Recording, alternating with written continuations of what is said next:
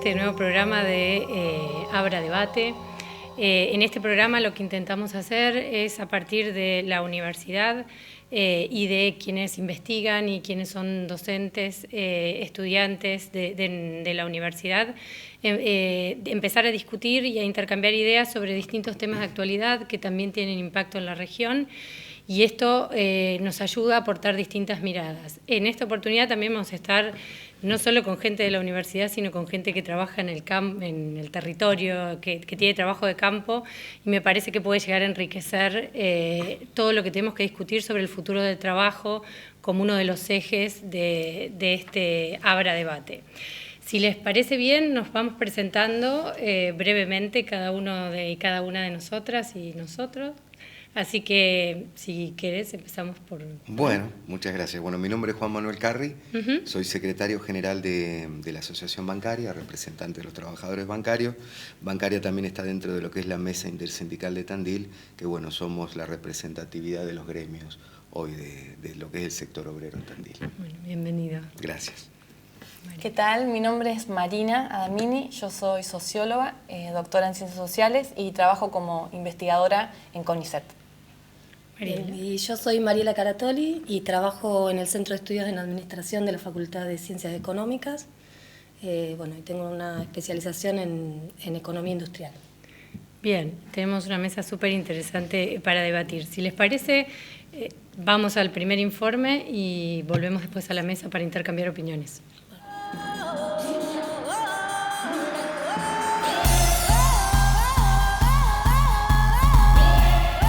En los próximos 15 años, vos y yo, si Dios quiere, lo vamos a vivir. Casi la mitad de los empleos que existen hoy en el mundo van a desaparecer. Esta es una nota, esta es una charla para pensar en el mundo de tus hijos y de tus nietos. En el 2012, también predije que alrededor del 2030 iban a desaparecer unos 2.000 millones de trabajos. No pretendía que fuera una declaración pesimista. No pretendía decir que iban a despedir a 2.000 millones de personas. Pretendía que fuera una llamada de atención. Quería expresar que íbamos a tener que crear nuevos puestos de trabajo más rápido que antes. Lo importante es generar trabajo. ¿Cómo hacemos para que el hombre pueda trabajar más? Lo que hacemos entonces es pagar menos y cobrar todo más caro. Si en el año 2025 la inteligencia artificial y los robots habrán vuelto obsoletos más trabajos de los que habrán creado. El 48% de esos expertos respondió que esperaban que una gran cantidad de trabajos serían realizados por robots y agentes digitales, lo cual conduciría a grandes desigualdades y a una enorme desocupación. Un juego que trabaja sobre la realidad. Estás paseando por la ciudad y con este juego basado en la realidad disminuida puedes ir mejorando todo lo que ves. El Poké Pobre es realmente apasionante. Hay una frase inquietante que es: el hombre terminará siendo el caballo de los robots. Y es fuertísimo pensarlo así. Es muy importante que empecemos a entender el desempleo provocado por los avances tecnológicos, porque no es que estemos automatizando todos los trabajos hasta que desaparezcan por completo, sino que automatizamos las habilidades. ¿Más waffles, papá? Calientito, señor robot. David, eres el mejor hijo que he tenido. ¿Me reemplazaron con este juguete? Reemplazar es una palabra fea. Te mejoramos. Probablemente la inteligencia artificial es el mejor y último invento de la humanidad. ¿Y por qué digo probablemente el último? Porque se calcula que en el año 2040 existe más de un 50% de posibilidades que la inteligencia artificial sea exactamente igual o mejor que la humanidad. Trabajo muy duro, como un esclavo. Un excelente empleado, Smithers, haciéndolo. El Pew Research Center advierte que los trabajadores mejor preparados tendrán mucho éxito en este nuevo escenario laboral, pero muchos otros serán desplazados hacia trabajos peor pagados o quedarán desempleados. El trabajo es un ordenador familiar. Claro, sí, a cualquier edad es traumático la pérdida de trabajo. Yo he visto muchos hombres que al momento de jubilarse, donde les sacan su trabajo, se deprimen, se caen, pierden su norte, etcétera. O sea que por eso hablo de otra crisis. En un punto vamos a tener que aprender otra economía que nos pueda mantener aun cuando mucha gente no tenga un trabajo, y por otro lado vamos a tener que separar el trabajo de la meta, del sentido. Siempre se dijo que el trabajo dignifica, porque de las formas de supervivencia en esa obligación que nos impone, el trabajo es la manera más honesta de conseguir el sustento. Con respecto a lo que sucedió hace un rato, sí, usted tiene este trabajo. Lo necesita, ¿no? Sí, claro. Si usted no controla sus emociones, le va a ir mal en este trabajo. Los humanos tenemos la capacidad de emocionarnos en el momento de tomar decisiones. La emoción es un elemento relevante. La informatización, la mecanización, la sensorización, hasta la inteligencia artificial utilizan como elemento para tomar decisiones el proceso de optimización. No soy robot, soy humano. Dime, jovencito, ¿qué se siente tener sentimiento? Dije que soy humano, no una niña. Yo estoy convencido que así como en los últimos 10, 20 años tuvimos un movimiento anti-globalización, ahora vamos a tener un movimiento anti-robotización. Porque lo que se viene es muy fuerte y, como vos decías antes, no se viene en 20 años, se viene en 10 años, se viene en 5 años. Esto es un tsunami de automatización que nos va a afectar a todos y, interesantemente, va a afectar a los países emergentes más que a los países industrializados. Has estado viviendo en un mundo imaginario, Neo. Este es el mundo como es hoy en día. Bien, nos plantea una serie de interrogantes, pero ¿qué es esto de la cuarta revolución industrial? ¿Qué escenarios nuevos plantea? ¿Cómo lo ven? Bueno, en realidad representa una revolución tecnológica que impacta fuertemente sobre la industria y que está basada como en algunos pilares tecnológicos, en unos avances tecnológicos, pero fundamentalmente tiene que ver con la posibilidad de conectar actores diversos a través de la digitalización, flexibiliza procesos productivos, reduce costos, impacta en términos de productividad y bueno, está como fundamentado en algunos pilares como la Internet de las Cosas, la impresión 3D, la digitalización. Sí, algo por ahí interesante para plantear a partir del informe es un diagnóstico que se hace bastante negativo a partir de esta nueva revolución, que es el desempleo tecnológico, que está bueno por ahí charlarlo porque aparece así como un título alarmante y atractivo mediáticamente, pero que engloba cosas diversas, heterogéneas y que es necesario por ahí remarcar. Por un lado, hay que señalar que desde las ciencias sociales se está estudiando esta revolución, incluso hay posturas negativas que hablan del fin del trabajo, pero en general lo que se marca es que no lleva inevitablemente el avance de la tecnología al desempleo. Hay una transformación histórica en el capitalismo que lleva a la incorporación de tecnología y que siempre generó temor. Cualquier avance tecnológico, no sé si se acuerdan, los ludistas, que ante el avance de las máquinas en textiles, las rompían. Entonces, lo concreto, lo empírico, por decirlo, es que aquellos países que han sido los pioneros en esta revolución tecnológica son los países más desarrollados, como Estados Unidos, Japón, son los países con menor tasa de desempleo. Es decir, aquellos países donde se ha aplicado la tecnología no llevó inevitablemente a la destrucción de empleo. Hay otras preocupaciones que vos nombraste recién de esta revolución que sí abarcan a diferentes países que son la contracara de esta innovación, como es la precarización laboral, la flexibilización. Lo último que digo es que es necesario, me parece, contextualizar y diferenciar que la forma que puede aplicarse la revolución tecnológica no es la misma en Estados Unidos, que en Argentina, que en India, y es necesario eso para tener en cuenta también internamente qué consecuencias puede tener, evitando los títulos desde generales. ¿El sindicalismo se plantean Bueno, yo recién veía que hablan de un nuevo concepto de trabajo. Esto me hace un poco recordar a lo que fue la revolución industrial, que es algo reciente, porque son 2 siglos. No es que uno en una línea histórica, Juan, 2 siglos, 200 años. No es algo reciente. Y ya hoy se está reconvirtiendo nuevamente lo que es el trabajo. Yo justo soy empleado de las finanzas, del sector financiero. Y nosotros ya estamos viviendo esta era digital.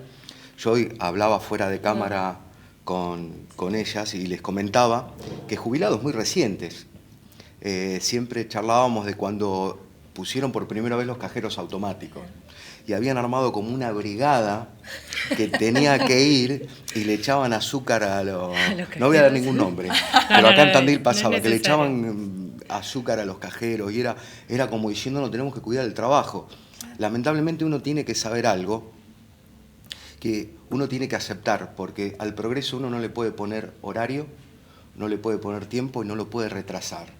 Es algo que llega... Y uno, lamentablemente, por todo el esfuerzo que puede hacer, con los miedos que conlleva una transición, uno lo tiene que asimilar y lo tiene que esperar. El tema que me parece fundamental, que recién, y te voy a tomar un poco las palabras tuyas, es que hay países donde esto no termina siendo una flexibilización laboral, y hay países, quizás en Latinoamérica, donde sí se va a plantear y va a traer, y ese es el problema, es la mirada que tengo yo como trabajador y como representante de trabajadores. Yo creo que acá, en mi punto de vista, hay tres actores fundamentales, que es el Estado, el empresariado como capital y la sociedad como trabajador y trabajadora.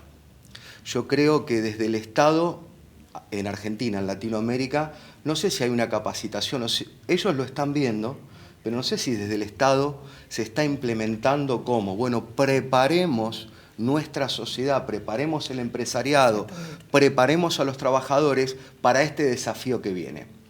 Y algo que a mí me causa mucha risa cuando salió el presidente Mauricio Macri hablando de esto, diciendo, va a llegar un momento en los cuales un robot, y estoy un poco parafraseando al actual presidente de los argentinos, va a venir un robot y te va a tomar, está bien lo que dice, tiene razón. Pero ahora, a mí me causa mucha risa que dice que un robot te va a medir por la presión, bárbaro, todo bárbaro, eso es lo que viene. Pero por otro lado me encuentro con una realidad que no hay vacunas para los chicos. Entonces, ¿cuál es el problema? Sabemos que eso viene. Está bien, presidente, usted tiene toda la razón del mundo. En algún momento quizás la medicina va a pasar por esa cuestión futurista que parece que nunca va a llegar, pero va a llegar lo más rápido posible. Pero sinceramente es muy difícil vivirlo y desarrollarlo cuando el Estado no se hace cargo de un montón de cuestiones primarias. Como este doble desafío de pensar en las soluciones que tendría que brindar el Estado a través de Son tres actores cómo maneja la economía y este nuevo sentido que deberíamos darle al trabajo a partir de esta cuarta revolución. Sí, yo les comentaba también fuera de aire que me parecía muy interesante, hay un informe de CEPAL que habla de la ineficiencia de la desigualdad. Y creo que América Latina tiene el desafío en este momento de combinar agendas múltiples. O sea, los países desarrollados tienen esta agenda como prioritaria porque tienen otras agendas resueltas. Exactamente, que no es lo que estaría. Claro, y en América Latina el gran desafío es que no hay tiempo para postergar esta agenda porque esta va a llegar y nos va a agarrar peor parados, pero tiene que estar en simultáneo, por lo menos desde mi perspectiva, con otra agenda que es la de la desigualdad. Y ese informe me pareció muy interesante porque la desigualdad no es solamente y sobre todo humanamente, digamos, reprochable, sino que es económicamente ineficiente, o sea, no permite el progreso, no permite el desarrollo, y en ese sentido creo que es necesario también pensar esta revolución no solamente como una revolución tecnológica, sino que toda revolución tecnológica está como acompañada de una revolución institucional, o sea, detrás de esto.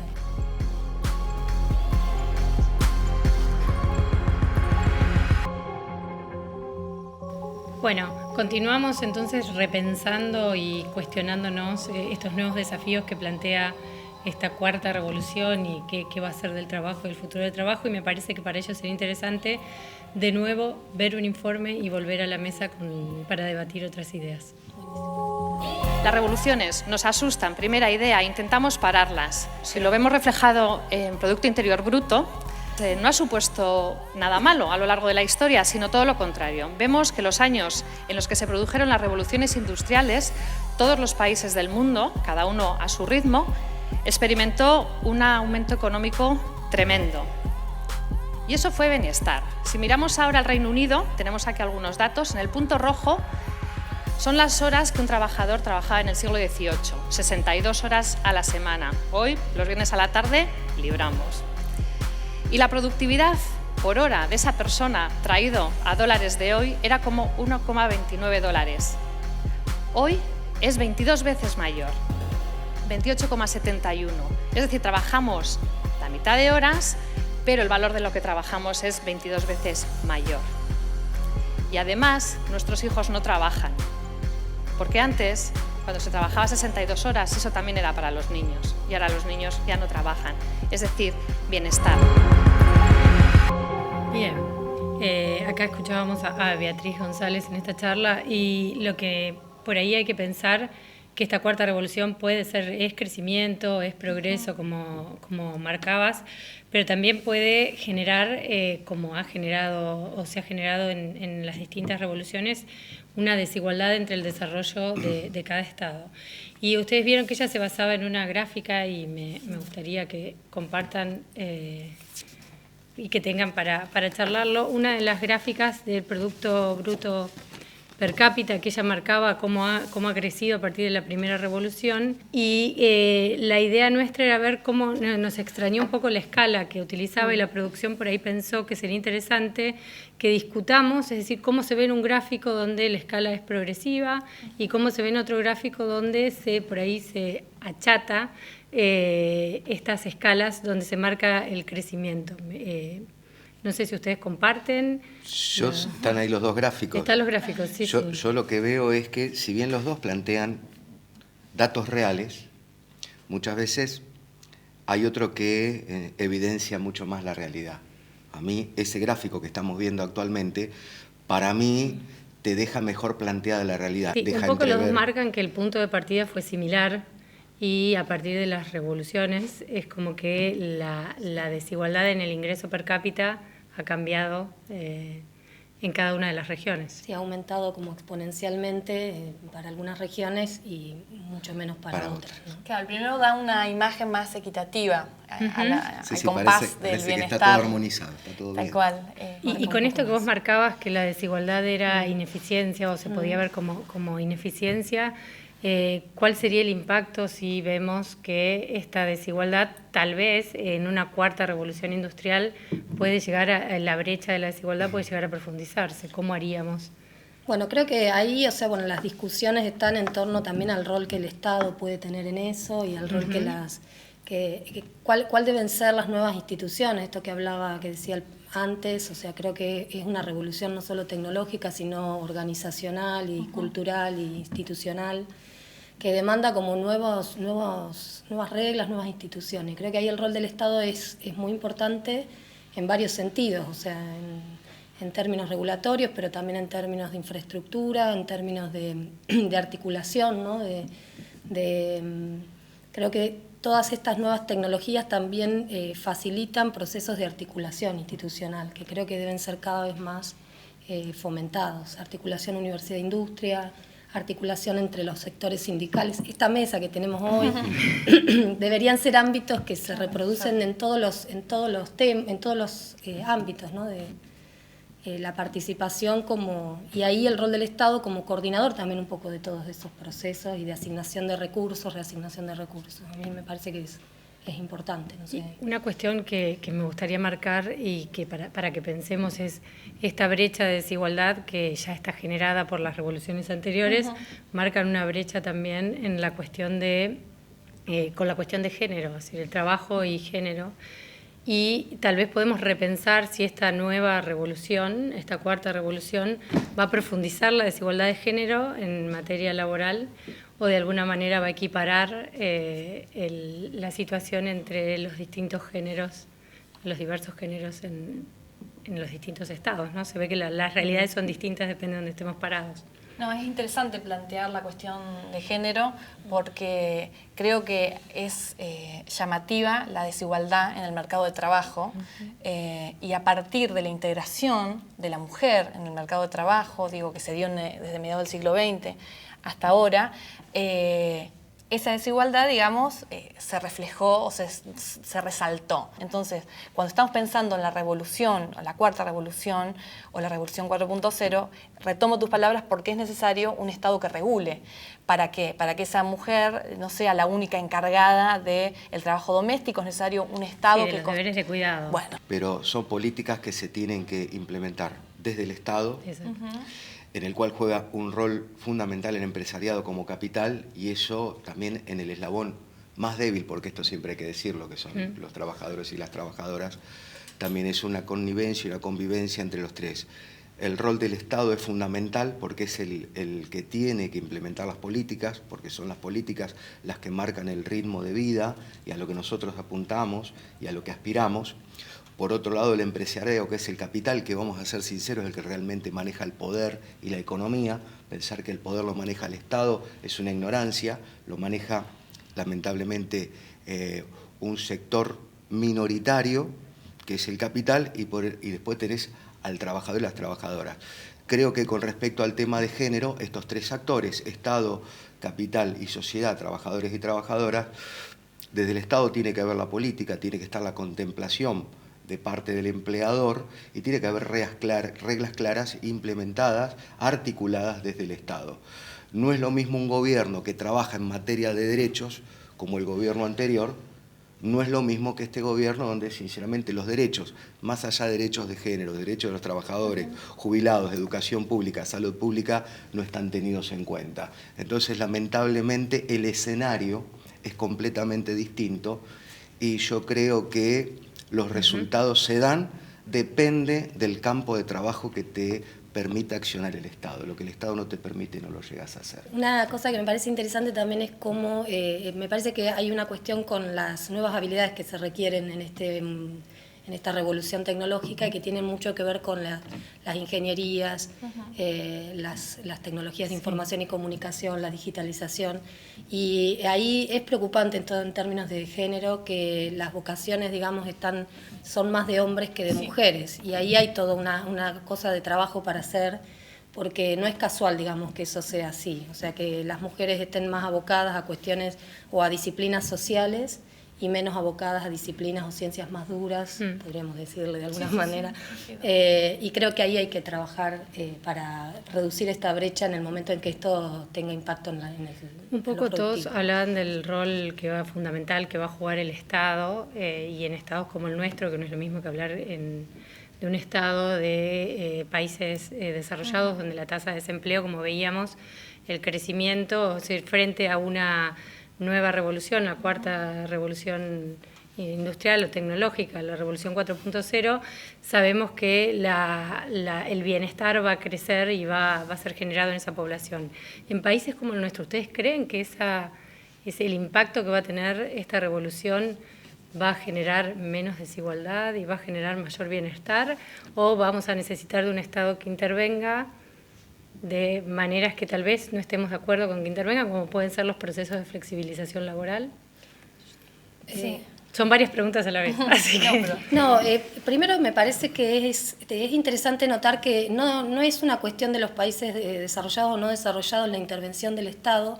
Alemania fue uno de los primeros que, de hecho, el nombre de Industria 4.0 se impulsa desde Alemania. Los japoneses ya lo venían trabajando con otros nombres, con fábricas inteligentes. Pero Alemania es la que impulsa este nombre de Industria 4.0 y lo impulsa desde el Estado, digamos, a partir de la necesidad de desarrollar de una planificación, digamos, para incorporar esto en su industria, pero también para ser líderes en la fabricación de cibersistemas y de robots para el mundo, ¿no? Y lo hace desde una planificación estatal que involucra, lo que sí tiene, que involucra a todos los sectores, al sindicalismo, a los empresarios, a la academia. Pero no hay una no intervención del Estado, digamos, no es que el mercado lo hizo automáticamente, sino que Alemania como líder planificó este proceso y lo impulsó. Entonces me parece que el rol del Estado es relevante en los países en desarrollo fundamentalmente, pero también en los países desarrollados, o sea, como que no se da esa distinción tampoco, que en todos los países desarrollados el Estado no cumple ningún rol. Yo creo que el rol el Estado lo va a cumplir, ahora hay una diferenciación en cómo interviene. Tal cual. Si interviene para bien o para mal. A ver, ¿qué te voy a decir? Hoy, en un país donde quieren tratar una flexibilización laboral por intermedio de una reforma laboral, esperar decir, no, la verdad que sabemos que viene un desarrollo tecnológico, sabemos... No, este estado actual, obvio que nos va a permitir que esto crezcamos exponencialmente y el trabajador se vea viviendo bien. No, sería una mentira. Coincido con él en la cuestión de que no es que el Estado no está interviniendo, sino que interviene para otros intereses. ¿Qué está haciendo el Estado hoy por esa revolución cuarta revolución tecnológica industrial. Es muy reciente igual el término, es del 2016. Concretamente lo está pensando en términos educativos parciales. ¿Por qué digo esto? El sector informático es el sector que se está considerando como sector estratégico. Lo que se desarrolló al respecto es una política para fomentar el desarrollo de este tipo de sector y una educación basada en el Plan 111.000 concretamente de programadores. Pero estas medidas, digamos, resultan ineficientes porque ese plan educativo se concentra en la construcción, que es necesaria, de programadores, los obreros de bit. Sin embargo, se desinvierte en ciencia, en educación a nivel universitario, que sería lo que otorgaría valor agregado y permitiría ese desarrollo tecnológico. No hay que olvidar entonces que cualquier tipo de desarrollo estatal tiene que ser pensado en una división internacional del trabajo, en la cual Argentina está cumpliendo un rol como trabajadores de software, pero donde el valor agregado no está siendo generado o, digamos, desarrollado desde el Estado o fomentado, que sí, eso sería lo fundamental. Vemos un informe sobre esta cuestión de la educación, porque todos terminaron hablando de la necesidad y lo fundamental, el rol que va a cumplir la educación y el Estado a través de la educación. Así les parece, vemos un informe y seguimos debatiendo sobre el tema. Lo que está pasando es que el trabajo tradicional, digamos, el de entrar en una empresa y quedarte 30, 40 años ahí, digamos, escalando posiciones, que era lo tradicional, eso murió hace un tiempito ya. Y entonces casi todas esas empresas, que son empresas muy grandes y que son empresas que vienen a invertir realmente mucho dinero, en realidad, digamos, no tienen demasiada tecnologización y a lo sumo lo que va a pasar es que las pymes o los microemprendimientos le podrán vender y le podrán asistir con bienes y servicios a esas empresas. Y nosotros tenemos que educar a los niños y niñas del sistema educativo argentino para que hagan dos cosas. O sean los que crean esos empleos, que le aportan al mundo esos empleos, o crear argentinos y argentinas que sean capaces de vivir en la incertidumbre y disfrutarla. Bien, este informe lo vimos y lo estuvimos discutiendo en el programa anterior que debatimos sobre el G20 y se planteó esta cuestión de pensar qué va a pasar con el trabajo y los nuevos escenarios, y por eso estamos sentados acá discutiéndolo a partir de este informe y queríamos repetirlo para que en esta mesa que estamos hablando del futuro del trabajo y la necesidad de una educación distinta, con características distintas a la que está pensada actualmente, la podamos de alguna manera empezar a repensar. ¿Ustedes cuál creen que debería ser la posición de los estados frente a esta nueva situación? ¿Cómo encararían, un poco lo estábamos hablando, es decir, esta nueva forma de educar? ¿A quién educaríamos? ¿Para qué educaríamos? Es interesante, por un lado, señalar que hay algo cierto en lo que se dice en este informe, que la transformación del mundo del trabajo lleva a que ese empleo asalariado, estable, por tiempo indeterminado, cada vez ocupa menos lugar y han surgido desde la década del 70 nuevas formas laborales que han transformado quizás la flexibilización o la precarización laboral como nueva forma de empleo. Y frente a eso, digamos, hay que pensar alternativas concretas. Pero esa no sé, esperanza que se coloca en el emprendedurismo como forma de transformación, hay una falacia muy fuerte ahí, porque esta meritocracia que se coloca en el triunfador individual pierde de vista que los sujetos no solo son voluntad individual, hay otros capitales, además del capital económico que le puede dar un microcrédito, como los capitales sociales, educativos y simbólicos, que determinan también el éxito o no de un emprendedor. Hay una economía que depende si hay demanda o no, esa cuestión es fundamental, también para pensar la educación, porque alcanza la educación, alcanza con transformar la educación. Los contactos que uno tiene a la hora de conseguir trabajo son fundamentales muchas veces y están dados por la clase social.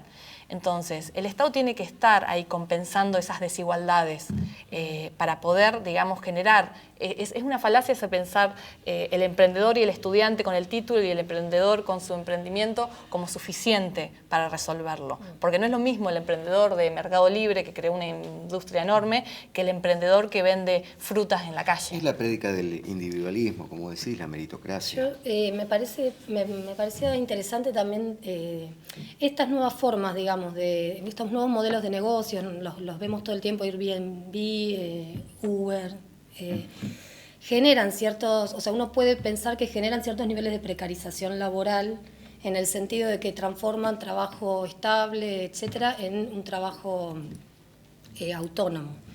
Pero estas revoluciones tecnológicas tienen como contraparte aumentos importantes de productividad en la industria, ¿no? O sea, que son flexibilizaciones laborales que van acompañadas de ciertos grados de innovación. O sea, son flexibilizaciones, pero que en definitiva, en algunos casos, los trabajadores que están involucrados en esa flexibilización pueden vivir relativamente bien.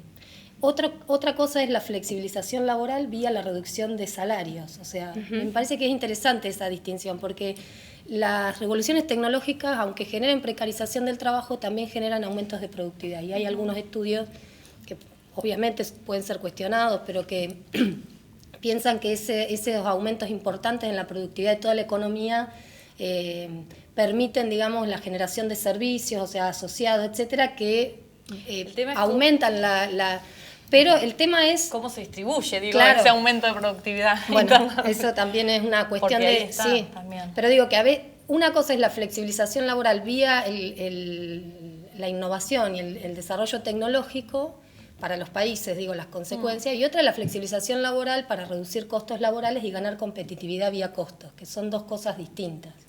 Entonces, me parece que a veces se utilizan esto como argumento, o sea, para precarizar desde el otro punto de vista, del punto de vista laboral. Pero yo no creo que la palabra flexibilización laboral traiga un beneficio a algún trabajador. Es que yo te entiendo que vos hablás de dos tipos de flexibilización. Una la impuesta desde el Estado, desde lo tecnológico, que se da desde lo tecnológico por los avances, y otra que muchas veces se da desde el capitalismo, desde lo que vendría a ser los empresarios, para lo que siempre dicen: el mayor costo que tengo, ¿sabes cuáles son, Carrie? Los salarios. Yo lo que creo que nosotros también como trabajadores y como representantes de trabajadores nos tenemos que dar la tarea, porque yo hasta ahora hablé del Estado. Nosotros como trabajadores creo que nos tenemos que dar la tarea de, no sé si la palabra es reinventarse, pero sí de saber cómo vamos a asumir esto, que por ahí decimos que viene, pero creo que en cierta medida ya está. Sí. Que creo que tenemos dos frentes fundamentales. Primero, en el personal, entre nosotros, ver cómo tratar de que esto no sea pérdida de empleo, no sea flexibilización, no sea precarización, como sindicato. Y segundo, también creo que tenemos el trabajo fundamental de, ante un Estado que está en contra de los trabajadores, que no aprovechen esto, es la resistencia. Porque no sea el argumento. Que no sea el argumento.